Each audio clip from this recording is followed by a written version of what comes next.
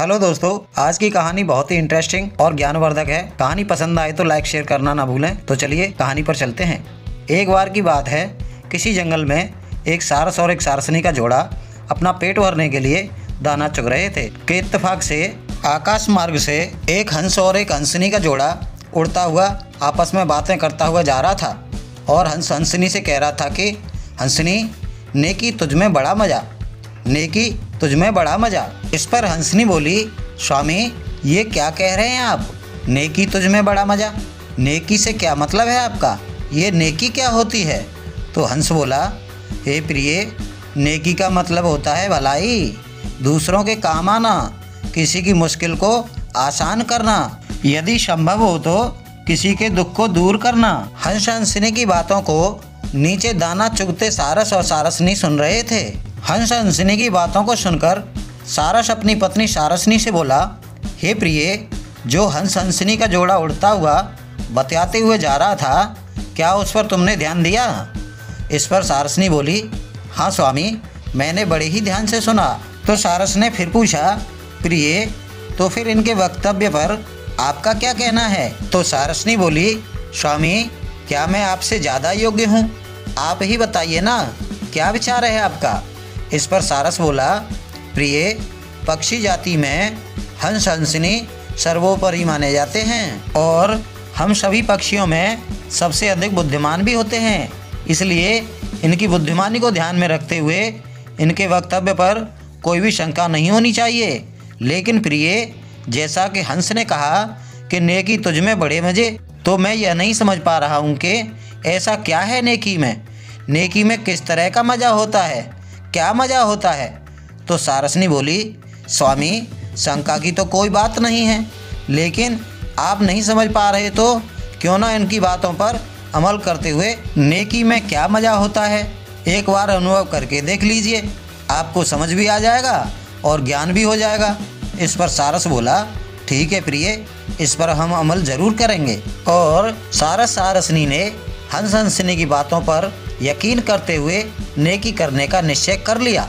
और एक दिन जाड़े का समय था, कड़ाके की सर्दी थी, सुबह भोर का वक्त था।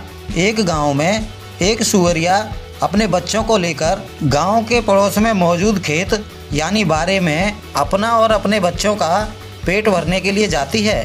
पेट भर जाने के बाद सुअरिया और सुअरिया के बच्चे गांव के ही पड़ोस में बने तालाब में पानी पीने के लिए जाते हैं और पानी पीकर घर की ओर चल देते हैं। लेकिन उनमें से एक बच्चे का पैर फिसल जाता है और वह तालाब में गिर जाता है। बच्चे के तालाब में गिरने का सुअरिया को कोई आवाज़ नहीं होता। तालाब में गिरे बच्चे को छोड़कर सुअरिया बाकी बच्चों को लेकर घर चली जाती है। और इधर तालाब में गिरा हुआ बच्चा, तालाब का ठंडा पानी होने के कारण बच्चा बाहर निकलने का भरसक प्रयास करता है, लेकिन कामयाब नहीं होता। इधर वही सारस और सारसनी और उनका छोटा सा बच्चा, वे तीनों भी सुबह होने के कारण अपना पेट भरने के लिए उड़ते हुए जंगल की ओर जा रहे थे।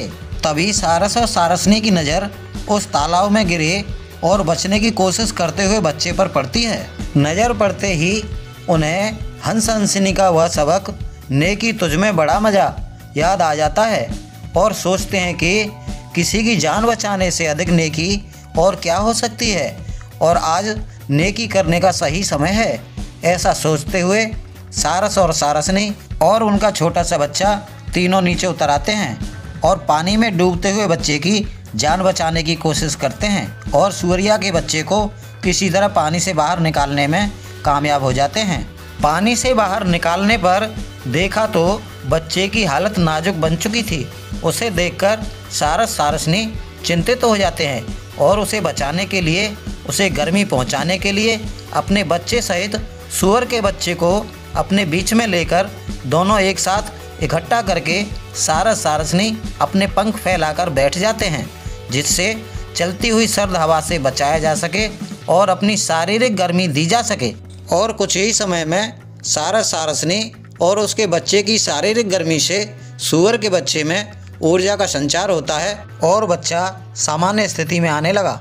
सामान्य स्थिति में आने पर सूअर के बच्चे ने सारस सारसनी के बच्चे की टांग अपने मुंह में दबा ली और चबाने लगा। अपनी टांग चबाने के बारे में सारस के बच्चे ने अपने माता पिता को बताया कि यह सूअर का बच्चा मेरी टांग चबा रहा है। इतना सुनते ही सारसनी सूअर के बच्चे से बोले, क्यों भाई, हम तो तेरी जान बचाने में लगे हैं और तू हमारे ही बच्चे को पीड़ा पहुंचा रहा है और उसे खाने की कोशिश कर रहा है। इस पर सूअर का बच्चा बोला, मुझे भूख लग रही है इसलिए खा रहा हूँ। तो सारसनी ने कहा, अरे भाई, अब तुझे हमारी शारीरिक गर्मी की आवश्यकता नहीं है, क्योंकि अब सूरज निकल आया है और मौसम में भी गर्माहट आ गई है, इसलिए अब तू बारे में निकल जा, तेरे लिए सारा जहाँ पड़ा है, जाकर पेट भर ले। तो सूअर का बच्चा बोला, जब भोजन मेरे सामने है तो मैं बारे में क्यों जाने लगा। इधर सारस और सारसनी सूअर के बच्चे को समझाने में लगे हैं। उधर सूअरिया घर पहुंचकर एक बच्चे को कम पाती है और अपने साथ सूअर को लेकर अपने बच्चे को ढूंढने के लिए घर से निकल पड़ती है। अपने बच्चे को खोजते हुए बारे में जब दोनों आते हैं तो अपने बच्चे के मुंह में सारस के बच्चे का पैर दबा हुआ पाते हैं। सारसनी के द्वारा सारा मामला समझने के बाद सूअरिया कहते हैं, जब उसके मुंह में भोजन मौजूद है तो उसे छोड़कर दूसरी जगह जाने की उसे क्या ज़रूरत, अब तो वह अपना भोजन खाकर ही रहेगा। इतना सुनते ही सारसनी हक्के बक्के रह जाते हैं और वहाँ सूअरिया से अपने बच्चे की रक्षा के लिए राजा से न्याय की दुहाई देते हैं और सूअरिया से कहते हैं, जब तक राजा के द्वारा हमारा न्याय नहीं हो जाता तब तक तुम हमारे बच्चे को कोई नुकसान नहीं पहुंचाओगे। राजा की बात सुनकर सूअरिया राजी हो जाते हैं, क्योंकि जिस राजा के पास न्याय कराने की बात कर रहे थे उस राज्य का राजा विरासती राजा बना था, बुद्धिमानी से नहीं, इसीलिए उसके फैसले भी अजीब होते थे। उससे न्याय की उम्मीद करना महान बेवकूफ़ी थी।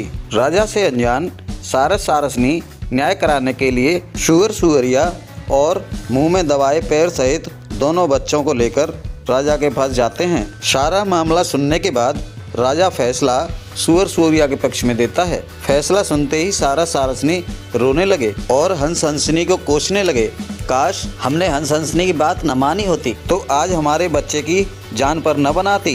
क्या नेकी का यही मज़ा है? हमें नहीं पता था नेकी का मज़ा ऐसा होता है। नेकी का मज़ा अगर यह है कि हमें अपने बच्चे को खोना पड़ेगा तो ऐसी नेकी हम कभी नहीं करते और आगे भी ना ही ऐसी नेकी करेंगे। इस तरह से सारसनी रो रहे हैं, विलाप कर रहे हैं कि इत्तेफाक से वही हंसनी आकाश मार्ग से वहाँ से गुजर रहे थे कि सारसनी का रुदन सुनकर नीचे उतर आते हैं और सारी कहानी सुनने के बाद राजा से कहते हैं, तुम एक न्याय संगत फैसला नहीं दे सकते तो तुम्हें राजा किसने बना दिया। इस पर राजा कहता है, हम जानते हैं कि तुम एक हंसनी हो, इसीलिए तुमने इतनी बड़ी बात बोल दी है और हमने सुन ली है, अन्यथा तुम्हारी जगह कोई दूसरा होता तो हम अभी इसी वक्त मृत्युदंड देते, लेकिन तुम्हें यह बताना होगा कि हमारे न्याय में क्या कमी है। इस पर हंसनी कहते हैं, महाराज, अभी आपको न्याय करना राजा विक्रमादित्य से सीखना होगा और रही बात न्याय की तो सुनिए महाराज, किसी की जान बचाने का परिणाम उसकी जान लेना नहीं बल्कि पारितोष अर्थात इनाम देना होता है और किसी का पेट भर देने के पुण्य से अधिक किसी की जान ले लेना सबसे बड़ा गुनाह होता है। और महाराज, आपके फैसले से एक जान नहीं बल्कि 3 जानें जाएंगी। क्या ये सारसनी अपने बच्चे को खोकर जिंदा रह पाएंगे? क्या इनकी मौत का पाप आपको नहीं लगेगा? क्या यह न्याय संगत है?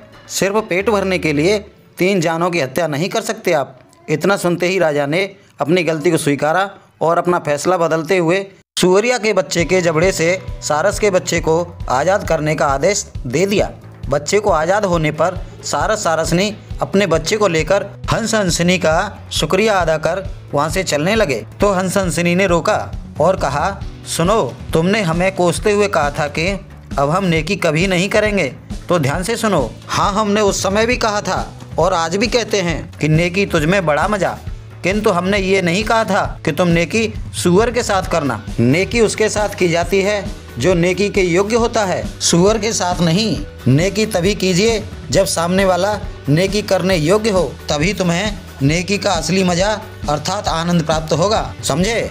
इस सबक को हमेशा याद रखना। इतना कहकर हंसनी सारसनी को रुखसत करते हैं और सारसनी हाथ जोड़कर सबसे विदा लेते हैं। कहानी यहीं पर समाप्त होती है। दोस्तों, कहानी आपको पसंद आई हो और लाइक ना की हो तो लाइक कर दीजिए। मिलते हैं अगली कहानी के साथ, तब तक के लिए आप सभी को प्यार भरा नमस्कार।